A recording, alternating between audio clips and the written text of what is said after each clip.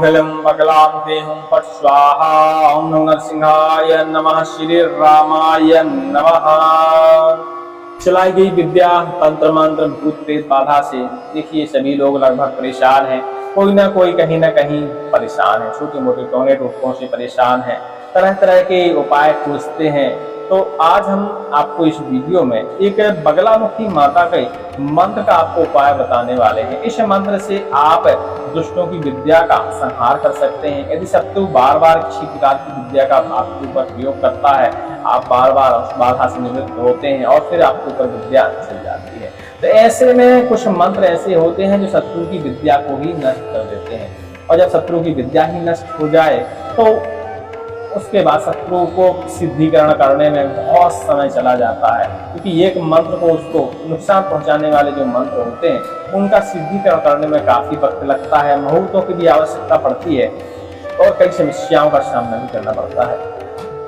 तो आज जो मंत्र आप सिद्ध करने वाले हैं, इस मंत्र से आप शत्रु की पूरी विद्या का समापन कर सकते हैं। चाहे तो विद्या का पलटवार भी कर सकते हैं, तो वह विद्या लौट के उसी के ऊपर चली जाती है। मंत्रों के शब्दों पर ना जाकर मंत्रों की शक्ति पर जाया करिए। कई लोग कमेंट करते हैं कि उग्र से उग्र मंत्र, तो यह मंत्र सभी उग्र होते हैं। यदि आप एक छोटे से मंत्र ओम ह्लीं बगलामुखी हुं फट् स्वाहा, इस छोटे से मंत्र को भी सिद्ध कर लेते हैं, ओम हुं फट् स्वाहा, साधारण एक 2 बीज का मंत्र आप सिद्ध कर लेते हैं। इससे ज्यादा उग्र कोई मंत्र नहीं होता, क्योंकि मंत्र में यदि सिद्धि हो जाती है तो वह मंत्र उग्र हो जाता है। एक छोटा सा मंत्र उग्र हो जाता है।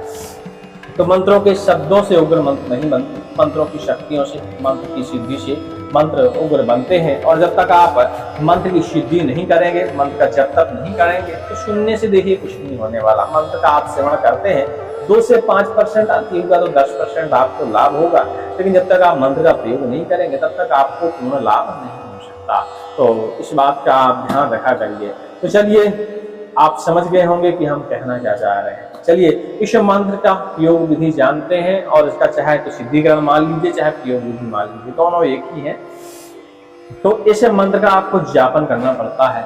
शनिवारी अमावस्या, रविवारी अमावस्या, मंगलवारी अमावस्या, बुधवारी अमावस्या, ऐसे दिन पड़ते हैं। वैसे तो नवरात्रों में किसी भी दिन, दीपावली से लेकर एकादशी के बीच में किसी भी दिन, ग्रहण काल में, या सर्वार्थ सिद्धि योग में, या अमृत सिद्धि योग में इस मंत्र का आप प्रयोग कर सकते हैं। और नवरात्रें यदि आपको मिलती हैं तो नवरात्रों में इस मंत्र के 100% सफल होने की संभावना रहती है। और नवरात्रों में किए गए तंत्र मंत्र सिद्धिकरण विफल होने की उनमें गुंजाइश बहुत ही कम रहती है। तो नवरात्रों में पूर्ण विश्वास के साथ इस मंत्र को आप सिद्धिकरण कर सकते हैं। और इसकी विधि भी बहुत छोटी है, तो आसानी से यह सिद्ध हो जाएगा। इसमें आपको उल्टी सीधी सामग्री इकट्ठी नहीं करनी है, ज्यादा उल्टी सीधी जगह नहीं जाना है। इस मंत्र को आप अपने घर में ही सिद्धिकरण कर सकते हैं और घर से ही इस मंत्र का आप प्रयोग कर सकते हैं, ठीक है। लेकिन अब आप ये नवरात्रों में करेंगे तो देखिए भैया व्रत रह लीजिएगा, क्योंकि एक आसन में इस मंत्र को जपना पड़ेगा। तो लघु शंखा वगैरह की संभावना ना हो, ना लगे, ऐसी सब चीजें थोड़ा सा व्रत रह लीजिए जब तक मंत्र का जाप नहीं हो जाता, तो जप करने में, बैठने में आसानी होती है। और मेरा मानना है कि पूर्णतः स्वस्थ व्यक्ति से इसका जप कराएं। देखिए घर में सबके परेशानी होती है, ये जरूरी थोड़ी ना है कि आप ही को परेशानी हो। तो आप अपने परिवार में भी इस मंत्र का सामने बैठकर जाप करवा सकते हैं। तो कैसे करना चाहिए? उत्तर दिशा की ओर अपन को मुख करके बैठना चाहिए। चारों का एक दीपक जला लेना चाहिए। दीपक में जो भी तेल डालें उसमें थोड़ा सा आप हल्दी डाल सकते हैं, नहीं तो सरसों के तेल का दीपक आप जला सकते हैं, अति उत्तम माना जाता है। माला के लिए यदि हल्दी की माला देखिए मिल जाती है तो बहुत अच्छी बात है, नहीं मिलती तो आप कमल गट्टी की माला से इस मंत्र का जापन कर सकते हैं। वैसे आजकल बाजार में हल्दी की माला मिल जाती है, तो आप चाहें तो हल्दी की माला से जाप कर सकते हैं। 21 माला जप करिए इस मंत्र का, हम आपको बताने वाले हैं। 21 माला जप करने में आपको 1.5 घंटे अनुमानित समय या 2 घंटे अनुमानित समय लग जाएगा। तो इस मंत्र का आप 3 दिन जाप करिए। बैठकी से शुरू जैसे करते हैं तो बैठकी 30 को समापन हो जाएगा। 30 से शुरुआत करते हैं तो आपका 6वीं को समापन हो जाएगा। इस तरह आप 3 दिन इस मंत्र का 21 माला नित्य जाप करिए। इतने में ही यह मंत्र आपका कार्य करने लगता है। अब जब 3 दिन आपने इसका जाप कर दिया तो लास्ट में दिन आपको सीधा इसको प्रयोग कर देना है, इंतजार करने की जरूरत नहीं है। कैसे प्रयोग करना चाहिए?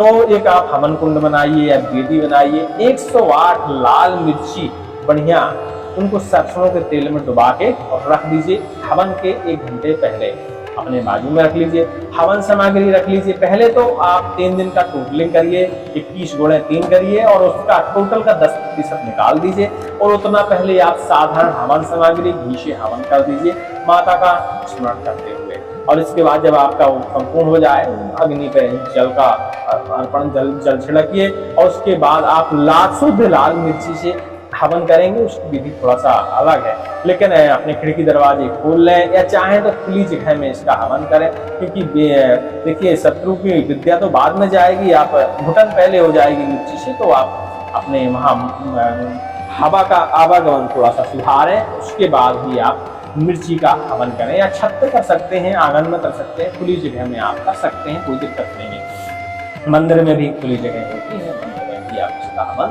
कर सकते हैं। चलिए इस मंत्र को पढ़िए। इसी मंत्र का आपको जाप करना है, इसी मंत्र से इसका दशांश हवन करना है, इसी मंत्र से आपको लाल मिर्ची का हवन करना है, लेकिन प्रति हवन के साथ आपको कुछ बोलना है। पहले मंत्र सुन लेते हैं, मंत्र डिस्कशन में लिख भी देंगे। और यह मंत्र श्रवण के लिए हमारे संकटनाशक चैनल पे उपलब्ध है, तो जाके आप इस मंत्र का श्रवण भी करिए। श्रवण करने से 2 से 10% तो फायदा होने ही लगता है, तो आप उसको श्रवण कर सकते हैं, क्योंकि विधि करने के लिए आपको समय का इंतजार करना पड़ सकता है। तो अब भाई समय लंबे आते हैं, क्योंकि अब ऐसे मुहूर्त थोड़ा सा टाइम लेके आते हैं। अभी नवरात्र जल्दी में आने वाली है और सर्वार्थ सिद्धि योग सावन के महीने बहुत सारे हैं, तो उनमें भी आप चाहें तो कर सकते हैं, कोई बात नहीं। तो मंत्र सुनते हैं। ओम ऐं ह्रीं श्रीं ओम ऐं ह्रीं श्रीं ह्रीं बगलामुखी सर्वदुष्टानां वश्यं कुरु क्लीं क्लीं ह्रीं हुं फट् स्वाहा। ओम ह्लीं बगलामुखी श्री बगलामुखी दुष्टान् भिन्दी भिन्दी छिन्दी छिन्दी परमंत्रान् निवारय निवारय वीर चक्रम छेदय छेदय शत्रु मुख स्तंभय स्तंभय। ओम ह्रीं अरिष्ट स्तंभनम कुरु कुरु स्वाहा। ओम ह्लीं बगलामुखी हुं फट् स्वाहा। इस तरह ये लास्ट में ओम ह्लीं बगलामुखी हुं फट् स्वाहा जहाँ आता है, इसी समय आपको मिर्ची उठानी है और स्वाहा के साथ अग्नि में छोड़ डाल देना है, ठीक है। और डालते ही माता रानी से प्रार्थना भी करनी है कि माता रानी मेरे ऊपर जो भी शत्रु वार कर रहा है, जो भी मेरे ऊपर विद्या चला रहा है, उसकी विद्या तत्क्षण नष्ट हो जाए। मेरे ऊपर जो शत्रु वार कर रहा है, जो अरिष्ट कर रहा है, उस अरिष्ट का स्तंभन हो जाए। जो भूत प्रेत जो शक्ति मेरे को परेशान कर रही है, मेरे घर को परेशान कर रही है, वह शक्ति तत्काल ही समाप्त हो जाए। अपने शब्दों में माता रानी से आप प्रार्थना कर सकते हैं, ठीक है। और इसके बाद फिर दोबारा मंत्र बोलिए और दोबारा मिर्ची उठाइए और सीधा आप हवन में डाल दीजिए और इस मंत्र को पढ़ते हुए और फिर से माता रानी से फिर से यही प्रार्थना करिए। समझ लीजिए आप 108 मिर्चियां डालेंगे, 108 बार प्रार्थना करेंगे, 108 बार इस मंत्र के जरिए हवन कर डालेंगे। ऐसा करते करते शायद है कि आपकी 108 आहुतियां पूरी हो पाए, आपके ऊपर चलाई गई विद्या नष्ट हो जाती है, क्योंकि इसके अच्छे खासे प्रमाण देखने को मिलते हैं। आप मन से और पूरी श्रद्धा के साथ प्रयोग करके देखते हैं तो आपको नजर आता है। आप सोचते हैं कि होगा कि नहीं होगा, इतने सारे मंत्र तो किए, फायदा हुआ नहीं, इसमें पता नहीं होता कि नहीं होता। जबरदस्ती आप करते हैं तो कभी भी कोई मंत्र फलदायी नहीं होता। आप मंत्र के प्रति पहले श्रद्धा बनाया करिए और मंत्र के पहले प्रति श्रद्धा बनाने का सबसे अच्छा फार्मूला है, मंत्र को पहले याद कर लीजिए, 2-4 दिन तक उसे गा गा के मन ही मन जपिए। जब आपको उसका सुर भाने लगे तो उसके प्रति आपकी श्रद्धा अपने आप ही बन जाएगी, क्योंकि जब उसको आप मन ही मन गाने लगेंगे तो 2-4-10% तो आपको वैसे ही फायदा हो जाएगा। और जब लोगों को क्या है, चमत्कार तो नमस्कार होता है, जब लोगों को फायदा नजर आने लगता है तो फिर उनको विश्वास हो जाता है। तो भैया विश्वास लेने का सबसे अच्छा फार्मूला यही है। किसी भी मंत्र को यदि आपको सिद्ध करना है, यदि उसमें विधान है कि आप इसका जाप कर सकते हैं, इसको श्रवण कर सकते हैं, तो आप उस मंत्र को रख लीजिए और मन ही मन उसका जापन शुरू कर दीजिए। मन ही मन चलते फिरते उठते बैठते ऐसे, तो उस मंत्र से आपके शरीर में असर होना शुरू हो जाता है। तो अपने आप ही आदमी को विश्वास हो जाता है कि भैया यह मंत्र हमारे शरीर पे असर करेगा, तो आप उसका सिद्धीकरण कर डालिए, संपूर्ण असर हो जाएगा, संपूर्ण बाधा से मुक्ति मिल जाएगी। उम्मीद करते हैं आप मेरी बात को समझ चुके होंगे। अगर कई लोगों का मानना होता है कि उग्र से उग्र मंत्र दे दीजिए, इस विषय में हमारा एक ही जवाब रहता है, हर छोटा मंत्र उग्र होता है और हर बड़ा मंत्र शब्दों पे, मंत्र के शब्दों से मंत्र उग्र नहीं बनते हैं। मंत्र की सिद्धिकरण से, प्रयोग से, उसमें शक्ति लाने से मंत्र उग्र बनते हैं। एक छोटा सा मंत्र ओम ऐम ह्रीम श्रीम नमः या ओम हुम फट स्वाहा, या माता जी का ले लीजिए ओम ह्रीम बगला मुखी हुम फट स्वाहा। ये छोटे छोटे बीज मंत्र है। आप सिर्फ इनमें से एक बीज ओम हुम फट स्वाहा, खाली इसी बीज का यदि 1.25 लाख बार जप करके, बढ़िया इसका हवन करके, मन ही मन बढ़िया जप करके और इस मंत्र की कितनी श्रद्धा रख के लगातार इसका जापन करते हैं, मंत्र में अपने आप शक्ति आ जाती है। तो एक छोटा सा मंत्र सिद्ध हो जाता है। वही मंत्र को आप बड़े मंत्रों के पीछे भागते हैं, बड़ा मंत्र मिल जाए, कोई बहुत बड़ा उग्र मंत्र मिल जाए। बड़े मंत्र को सिद्ध करने के लिए समय भी चाहिए, उसके लिए ज्यादा सामग्री भी चाहिए और ज्यादा शरीर में शक्ति भी चाहिए, अटपटी विधि भी चाहिए। तो देखिए, अटपटी विधि के पीछे ना भागकर साधारण विधि से मंत्र सिद्ध करें और पूर्ण श्रद्धा के साथ करें। तो यदि एक दो त्रुटियां भी आपकी हो जाती हैं तब भी मंत्र कार्य करने लगते हैं, क्योंकि फिर माता रानी तो समझदार है कि भाई हम लोग कलयुगी प्राणी हैं, इतने बुद्धिजीवी नहीं है, जो हमको आता है वही करेंगे। तो माता रानी जल्दी प्रसन्न हो जाती है। बस आप उनके मंत्र के प्रति और उनके प्रति श्रद्धा जरूर बनाइए। उग्र मंत्रों के पीछे मत भागिए, उग्र मंत्र किसी काम के नहीं होते। हाँ, और उग्र मंत्र की आपको पूर्णतः विधि करनी हो, पूर्णतः उसका सिद्धिकरण करना हो तो उसमें शक्ति है। अब आप सोच रहे हैं कि कोई उग्र मंत्र मिल जाए और बस हम इसको 1-2 बार 4 बार पढ़ लें या सुन लें तो उससे में काम हो जाए, तो नहीं होता। मंत्र क्या है, शब्द होते हैं। अब उन शब्दों में ऊर्जा डालने के लिए उनका विशेष अनुष्ठान के साथ यदि जाप होता है तभी उसमें शक्ति आती है, ऐसे नहीं आती शक्ति। हाँ, अब जैसे हमने कोई मंत्र बोल के आपको सुना दिया, यदि हमने उस मंत्र का जापन किया होगा, कभी उस मंत्र का सिद्धिकरण किया होगा तो आपको सुनने से असर हो जाएगा। और हमने भी उस मंत्र को कभी नहीं जपा तो हम भले आप पर पूरा कैसेट लगा के दिन रात सुने, आपको ऊपर असर नहीं होने वाला, क्योंकि मुंह का भी अंतर हो जाता है। यदि हम कोई मंत्र आपको श्रवण के लिए उपलब्ध करा रहे हैं और उस मंत्र को हमने कभी जपा नहीं है तो उससे आपको भी श्रवण से उसको कोई फायदा नहीं होता। तो इसलिए मंत्र को जप करने से उसमें ऊर्जा आती है। अब जैसे हमने किसी मंत्र का जप कर लिया, उस मंत्र में ऊर्जा डाल दी, अब वो अपने ही मुंह से हम किसी को सुना दें उस मंत्र को तो उसको फायदा हो जाता है। अब कोई आम व्यक्ति उग्र से उग्र मंत्र ले ले, अब उसने उसका जप नहीं किया और कुछ नहीं किया और सोच रहा है कि एक बार पढ़ने में मेरा काम हो जाए या हम श्रवण कर लें, या मान लो कोई और अदर व्यक्ति श्रवण के लिए उपलब्ध करा देता है, उसने उस मंत्र का जप नहीं किया होगा तो वह मंत्र फिर असरकारक नहीं होता। किसी न किसी को तो जप को कंप्लीट करके फिर यदि वो किसी को सुनाता है तो सुनने वाले को असर हो जाता है।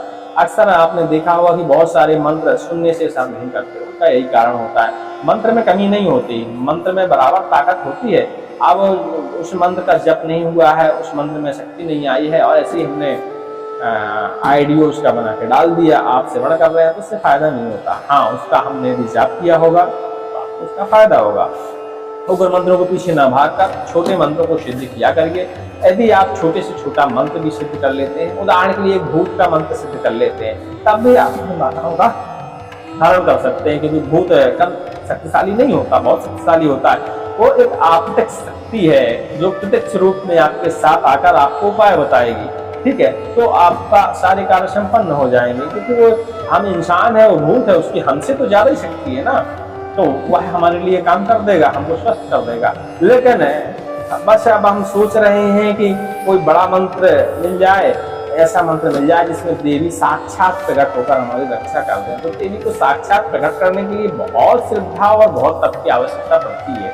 ठीक है, तो आप जो कलयुग के प्रमाण है उसमें आप छोटे मंत्रों का सही विधि विधान से प्रयोग करें। देखिए, आजकल 100% असर कहीं नहीं होता। यदि आप सोचते हैं कि किसी मंत्र से उनका 100% असर हो जाएगा तो नहीं होता। हर मंत्र का आप कितना भी सिद्धिकरण कर लें, कलयुगी प्राणी है, हमारा पापी शरीर है, तो आपकी कहीं ना कहीं उसमें त्रुटि होती है। तो इतना ही मान लीजिए कि आप कोई बड़े से बड़ा मंत्र सिद्ध करते हैं तो उसमें भी आपको 60 से 70% ही वह मंत्र कार्यशील होता है, लेकिन उतने में ही सारे कार्य संपन्न हो जाते हैं। चलिए, उम्मीद करते हैं आप हमारी बात समझ गए होंगे। संपर्क के लिए टेलीग्राम में मैसेज कर सकते हैं, कमेंट में भी लिख सकते हैं। जब भी हमारे पास समय मिलेगा तो हम आपसे संपर्क जरूर करेंगे। सभी को जय श्री राम।